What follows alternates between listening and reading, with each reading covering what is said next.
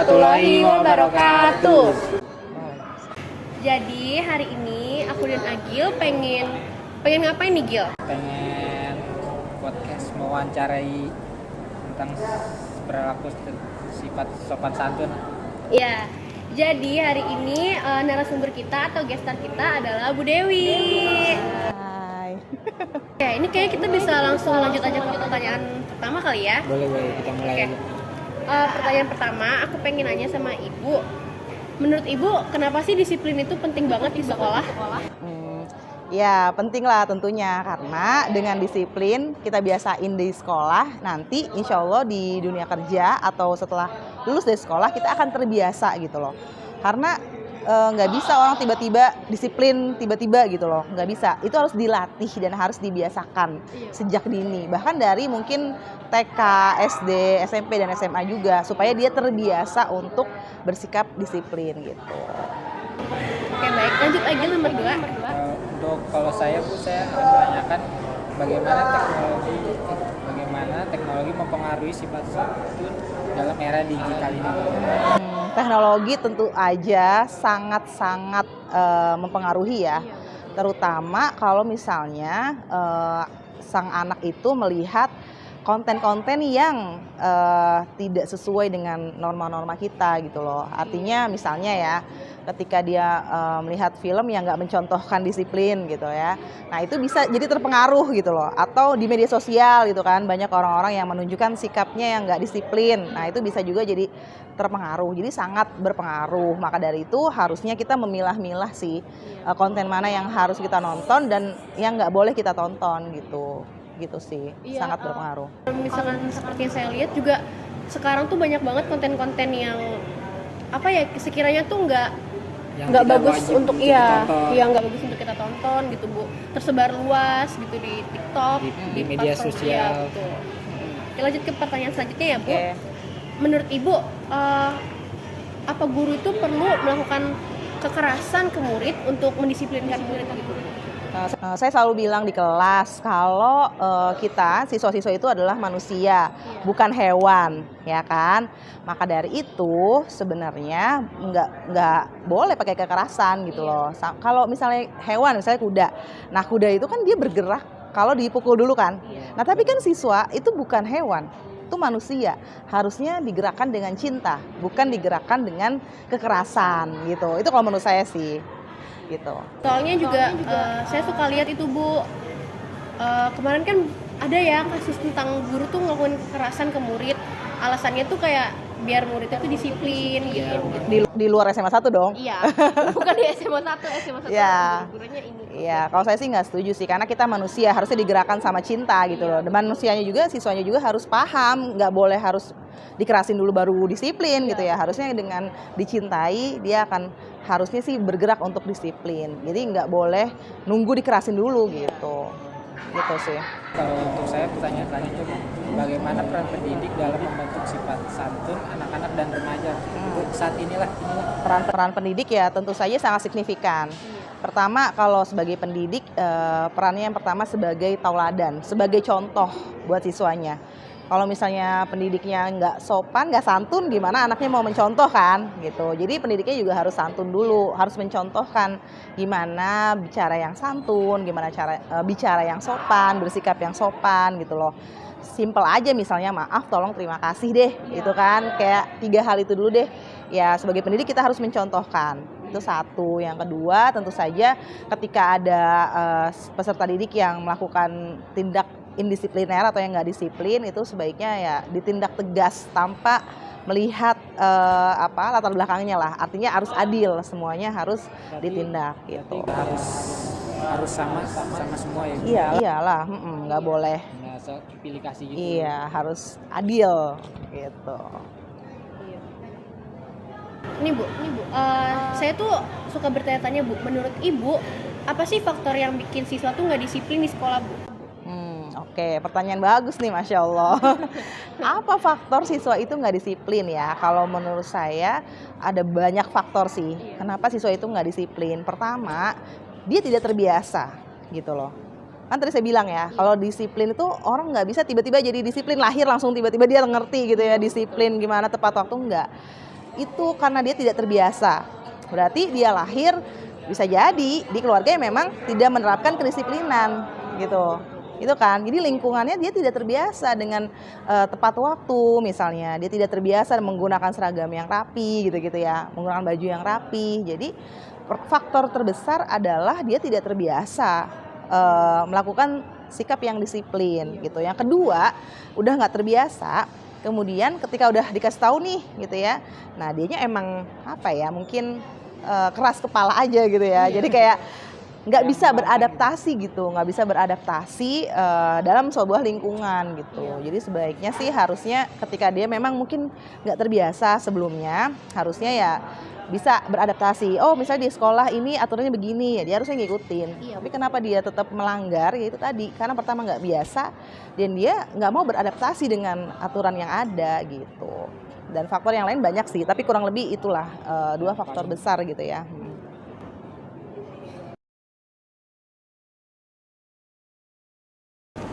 Aku aja. Apa tantangan utama dalam menjaga sifat santun di tengah perkembangan teknologi dan gaya hidup yang modern santun? Tantangan besarnya gitu ya. Tantangan besarnya ya tentu saja itu tadi tuh, masuknya teknologi gitu ya. Maksudnya teknologi semakin canggih itu menjadi tantangan besar loh. Gitu loh. Misalnya gini deh, contoh simpelnya. Semua orang punya smartphone ya. Iya, Bu. Dan sometimes itu lebih menarik untuk dilihat ketimbang ketika kita bicara sama orang deh. Gitu loh. Ketika kita bicara sama teman kita deh misalnya, atau sama orang tua gitu, kadang kita lebih merhatiin handphone kita gitu kan. Iya, terus misalnya dia datang telat ke sekolah, biasanya dia karena apa coba? Lagi-lagi main handphone kan, lagi-lagi teknologi kan, sampai malam gitu. Scroll TikTok lah, lihat IG lah, itu tantangan besar banget tuh. Ya kan, dari masuknya teknologi zaman sekarang sehingga dia tidurnya larut malam, sehingga dia bangun kesiangan dan akhirnya nggak tepat waktu, nggak disiplin.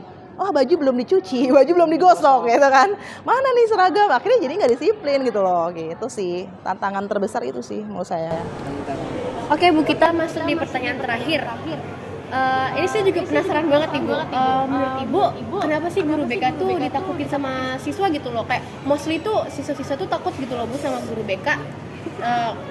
Ada juga yang misalkan takut itu juga cuma sama guru BK gitu loh. Guru sama guru-guru lain mereka tuh selengean gitu. Oh ya mungkin karena ini kali ya, mindsetnya guru BK adalah guru yang suka menghukum murid gitu ya. Padahal enggak gitu, padahal kan BK iya, padahal BK kan untuk membina sebenarnya, bukan gimana-gimana. Cuman mindset di siswa itu udah ketakutan duluan gitu. Oh masuk ruang BK pasti ada masalah, padahal kan enggak gitu kan. Bisa jadi dia konsultasi kan gitu ya. BK itu kan sebenarnya sama kayak psikolog di sekolah gitu loh. Jadi kalau kita ada masalah, kita pengen curhat ya ke guru BK harusnya gitu. Cuman menurut saya itu hanya mindset yang salah aja. Sebenarnya nggak harus takut karena guru BK tuh begini-begini, enggak. Sebenarnya guru BK itu ya hanya membina aja. Cuman kan memang apa ya, pandangannya udah seperti itu gitu. Karena kebanyakan kasus gitu kan. Kalau misalnya ada kasus ya guru BK. Iya, jadi mindsetnya akhirnya terbentuk seperti itu. Padahal kan BK kan bukan hanya untuk nanganin kasus kan. Tapi kan buat curhat juga bisa gitu. Berarti kita tuh harus ngubah mindset anak-anak yang di sekolah ini, kayak misalkan guru BK itu tuh nggak semenakutkan itu gitu ya Bu ya. Iyalah. Bisa untuk kayak mencurhat. Iya, bisa curhat gitu kan. Kalau nggak punya duit, oh enggak ya. Iya kan dong Bu. Beda. Oke. Mungkin udah cukup segitu aja kali ya teman-teman. Apalagi? Ada lagi. Oh ya. Apa tips praktis untuk membangun hubungan yang sehat dan penuh santun dalam lingkungan kerja dan sekolah gitu? Oke. Gimana caranya? Bagus ya, Masya Allah. Gimana tips supaya hubungan yang sehat gitu ya, santun. Ya tadi ya. Misalnya di rumah tumbuh dari lingkungan yang sebenarnya nggak disiplin misalnya gitu ya, nggak diajarin sopan santun. Serius ya, ada loh keluarga yang ngomongnya tuh kebun binatang ada. Iya, gitu kan? Ada. Nah, bagaimana tuh supaya kita tuh tetap jadi orang yang santun ketika kita berada di lingkungan yang misalnya nggak santun begitu ya. Nah, gimana caranya? Kita harus punya benteng dalam diri kita gitu, dan harus punya tekad bahwa kita itu pengen jadi orang yang lebih baik gitu loh. kita jangan sama aja sama orang di lingkungan kita yang misalnya ngomongnya kotor. Makanya saya sering bilang di kelas juga kan, kalau ngomong kotor jangan pernah ngomong kotor. Kalau ngomong kotor istighfar kan gitu ya. Jadi kita harus punya tekad yang kuat sih sebenarnya dalam diri kita sendiri gitu, bahwa kita pengen jadi orang yang lebih santun lagi, yang pengen sopan lagi gitu loh. Kita harus punya tekad yang kuat untuk itu. Dan satu lagi mungkin tambahan dan menjadi sebuah hal yang penting ya buat saya. Kita itu santun sama orang bukan karena kita takut sama orang itu, tapi kita bersikap baik karena kita ingin jadi manusia yang baik, bukan menjadi manusia yang terlihat baik. Beda loh, manusia yang baik sama manusia yang terlihat baik. Kalau terlihat baik kan cuman keluar dari dalamnya bisa aja dia oh dasar nih gini kan gitu. Tapi jadilah manusia yang baik, jadi manusia yang santun terlihat santun gitu. Jadi yang benar-benar yang fake kayak gitu ya, kalau kata sekarang itu sih yang paling penting gitu. Terima kasih ya Bu, udah mau jadi gestar kita. Gestar.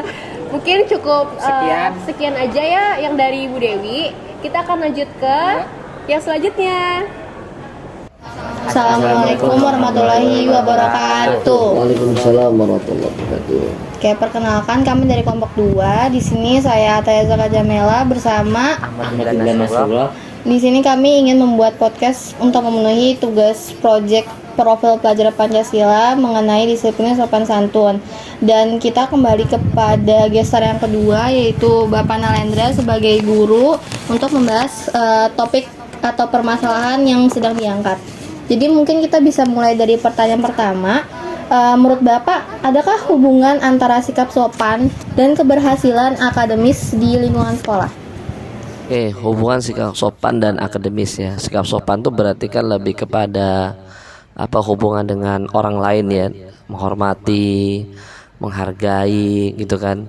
Nah, dengan akademis artinya mungkin secara langsung bisa kita ambil mamanya kalau kita mungkin baik sama orang gitu kan, kemudian baik sama mungkin bapak ibu guru atau baik dengan teman-teman, secara langsung mungkin ketika kita mau bertanya satu hal nih dengan teman kita, nanya tugas atau mungkin mau ajak diskusi ngerjain PR atau ada sesuatu mungkin mau belajar buat ulangan atau PTS. Nah, kalau kita dikenal baik, dikenal sopan, insya Allah orang juga nggak akan segan untuk membantu kita. Saya rasa itu hubungan yang bisa kita dapat dengan kita bersikap sopan, hubungan dengan akademis, seperti itu. Tapi apakah hubungan sikap dan sopan dan santun itu bisa sebagai pemicu atau faktor utama keberhasilan seseorang? Kalau faktor utama enggak ya, dalam artian kan banyak faktor orang bisa sukses dalam bidang apapun.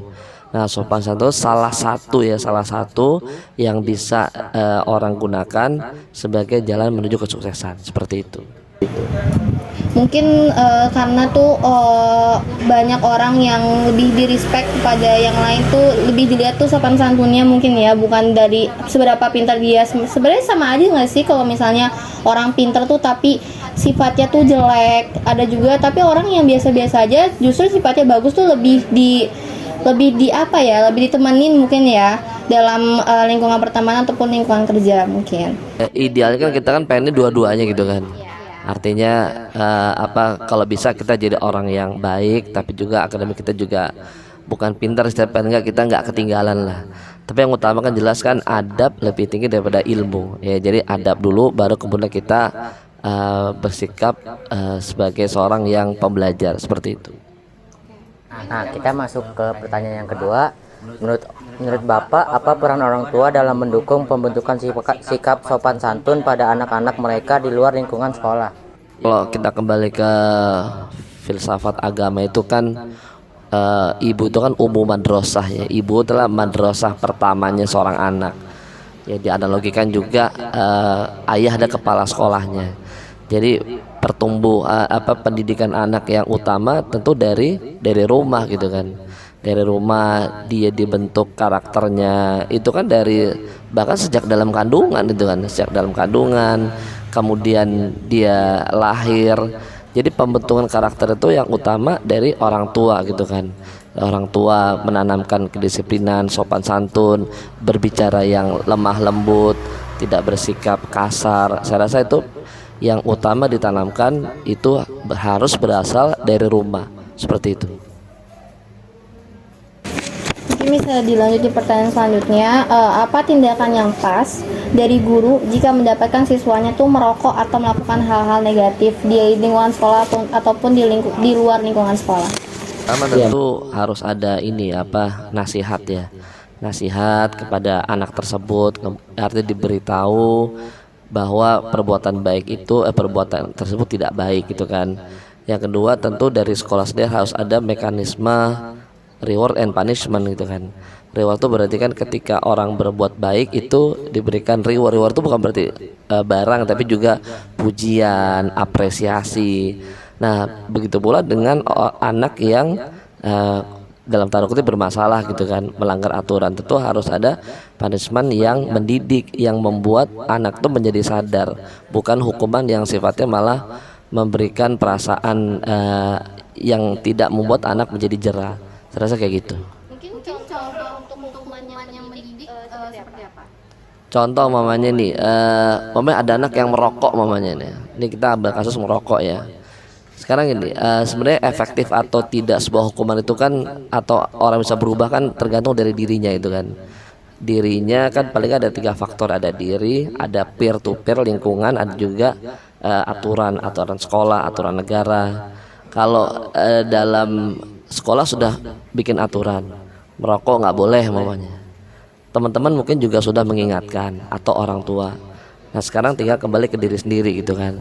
Nah kalau mamanya ada orang yang rokok ya, kalau mungkin yang saya pernah ini coba gitu ya, saya pernah minta anak itu dia dalam 1 hari itu dia tidak belajar di kelas ya, di luar kelas, di lobi dia menulis ya artikel tentang bahaya merokok. Dia tulis tuh. Kenapa duduk di lobi? Ya biar semua orang tahu kalau dia ada sanksi sosial itu kan. Ini loh anak yang merokok gitu kan. Nah, dalam artian sanksi sosial itu bukan untuk dicaci maki, tapi untuk memberikan semacam shock terapi gitu. Nah, tapi tidak diminta untuk macam-macam. Ya dia diminta kita menulis. Dengan dia menulis di situ paling enggak dia dapat masukan.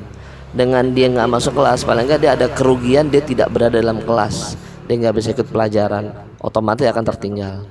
Nah kalau begitu tentu akan rugi buat dianya itu kan, dia di lobi terus dari jam pulang sampai akhir, tentu dengan istirahat dia tetap istirahat itu kan. Saya rasa itu salah satu cara yang kira-kira bisa gitu ya. Tapi sekali lagi semua kembali ke orang tua. Jadi guru ya, anak di sekolah itu kan cuma berapa jam sih, gitu kan? Cuma berapa jam sekolah. Jadi utamanya adalah guru. Jadi sekolah itu bukan bengkel ya, bukan bengkel anak tahu terima beres tolong dibenerin, bukan. Jadi utama itu pengawasan orang tua, pendidikan orang tua itu yang utama, seperti itu.